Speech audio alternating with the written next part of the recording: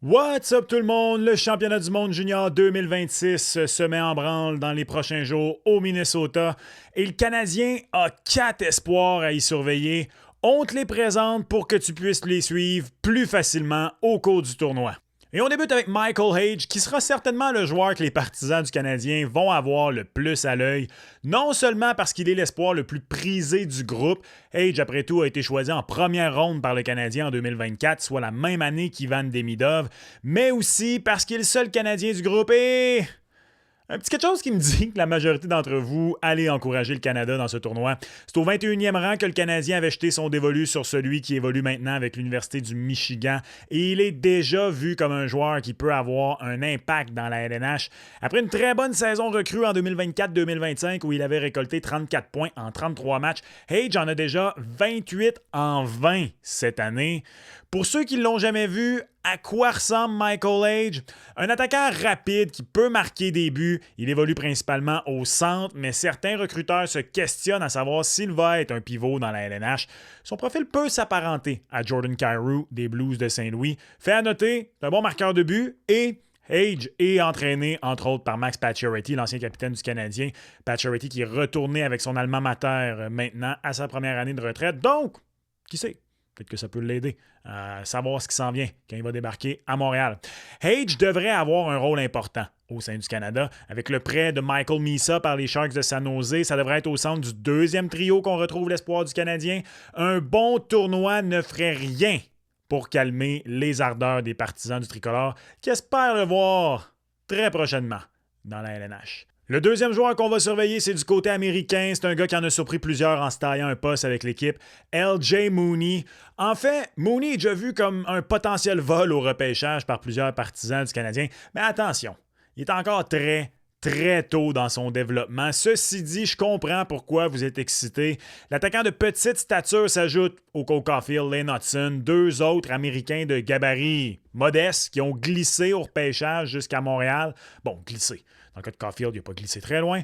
Lane Hutson en deuxième ronde. LJ Mooney, quatrième ronde quand même. À seulement 5 pieds 8 pouces, il a été sélectionné donc par le Canadien au dernier repêchage. Après avoir suivi les traces des deux joueurs mentionnés plus haut en évoluant avec le programme de développement américain, Mooney connaît une saison vraiment productive avec les Golden Gophers de l'Université du Minnesota en NCAA. Il a 15 points en 19 matchs, très respectable pour un true freshman.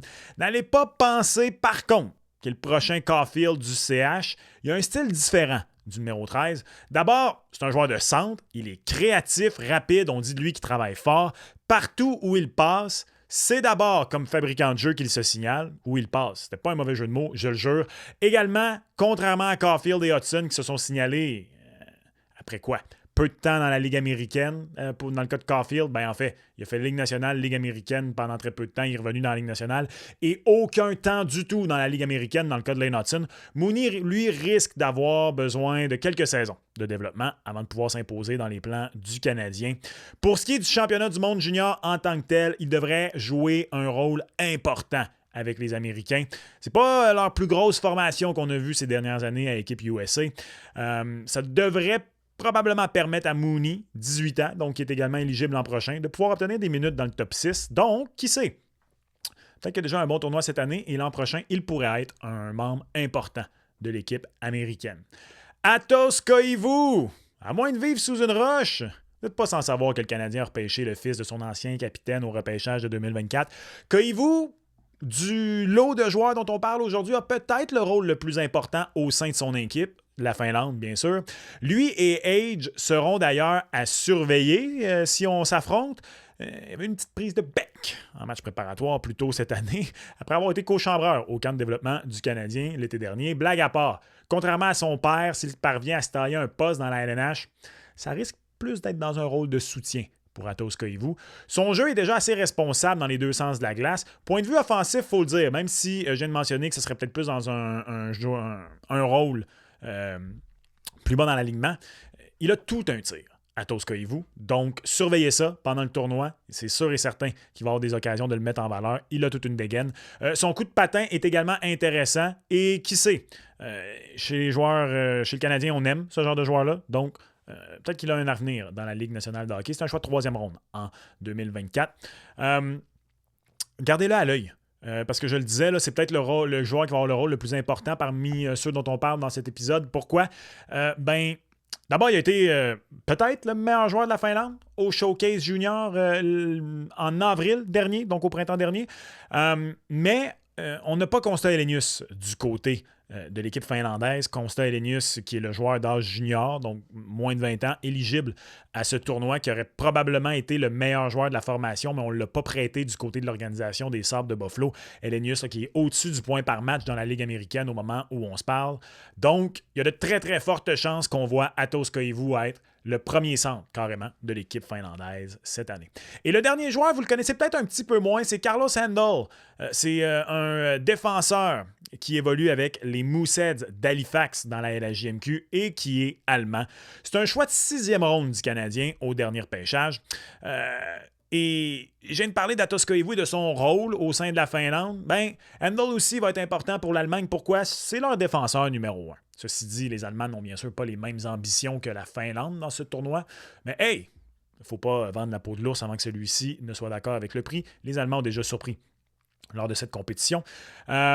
C'est pas parce qu'il est un espoir A++, qui est le défenseur numéro 1. Non, la brigade défensive allemande risque d'avoir beaucoup de difficultés avec les formations dans ce tournoi. Déjà que l'Allemagne, comme je viens de le mentionner, c'est pas nécessairement la meilleure formation. La brigade défensive est peut-être leur faiblesse. Mais on parle quand même d'un gros bonhomme, 6 pieds 2, 176 livres, capable de contrer les meilleurs éléments adverses et, après avoir probablement mis du coffre sur sa charpente, ce sont ses atouts qui peuvent faire de lui un joueur de la LNH un jour. Il n'est pas reconnu pour sa contribution offensive. Là, vous le voyez présentement à ma gauche. Il a récolté 26 points à Halifax l'an dernier. Il est à 12 en 25 jusqu'ici cette saison.